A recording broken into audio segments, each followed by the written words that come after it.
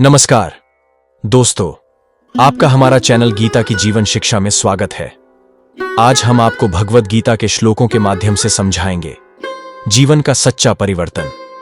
कृष्ण ने भगवद गीता में कहा है कि खुद को इतना बदलो कि सब हैरान हो जाएं।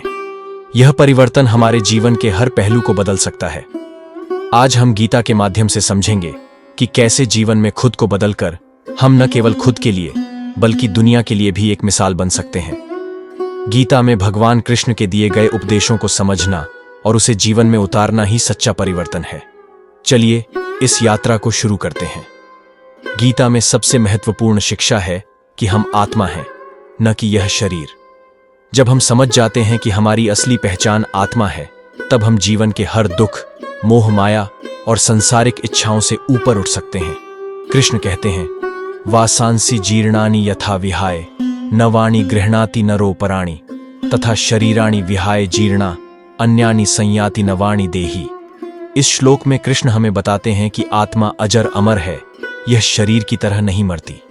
जब हम इस सत्य को समझ लेते हैं तो हम सांसारिक इच्छाओं और दुखों से मुक्त हो जाते हैं। गीता में मन को जीतने का महत्व बताया गया है।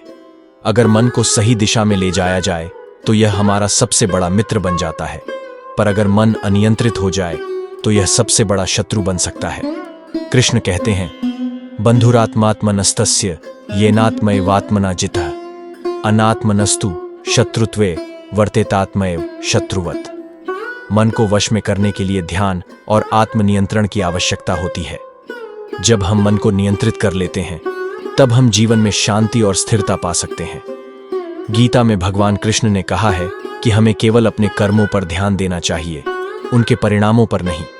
अगर हम बिना फल की आसक्ति के कर्म करते हैं तो हम अपने कार्यों में पूर्णता प्राप्त करते हैं।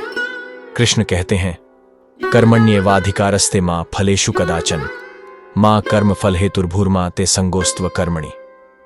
यह श्लोक हमें सिखाता है कि हम अपने कर्मों में पूरी निष्ठा से लगें, लेकिन फल की चिंता किए बिना। इससे हमें मानसिक शांति मिलती है और हम अपने काम में निपुण हो जाते हैं। जीवन में हमें सुख और दुख, सफलता और असफलता दोनों का सामना करना पड़ता है। गीता हमें सिखाती है कि हमें इन दोनों स्थितियों में समान रहना चाहिए। यही समत्व या समदृष्टि है। कृष्ण कहते हैं, समः शत्रौ च मित्रे च तथा मानापमानयो शीतोष्ण सुख दुःखेषु समः संग विवर्जितः। जब हम जीवन में समत्व अपनाते हैं तब हम हर परिस्थिति में स्थिर रहते हैं और दूसरों के लिए प्रेरणा बनते हैं। गीता में निस्वार्थ भाव से कर्म करने की शिक्षा दी गई है।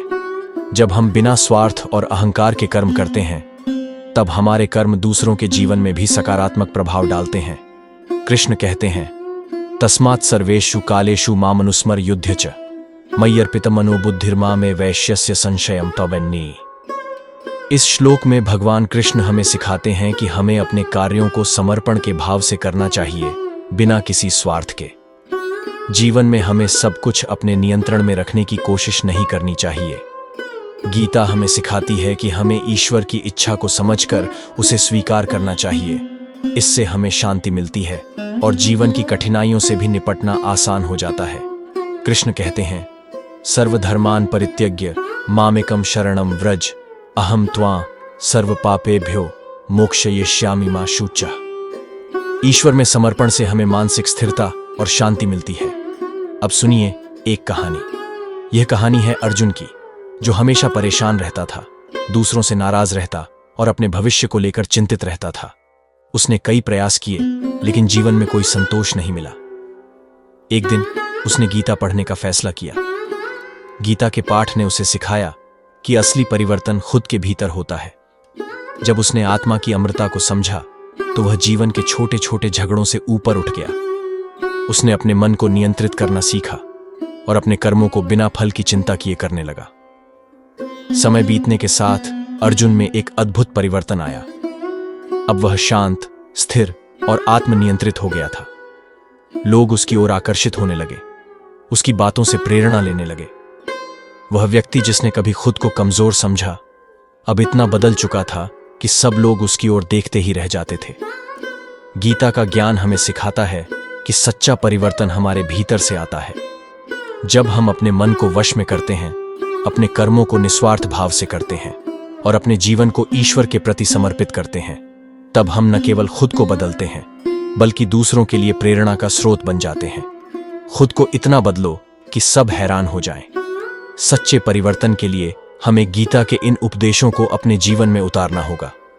आत्म साक्षात्कार, मन पर नियंत्रण, निस्वार्थ कर्म और ईश्वर में समर्पण, ये सभी हमें सच्चे अर्थों में बदलने का मार्ग दिखाते हैं। जय श्री कृष्ण।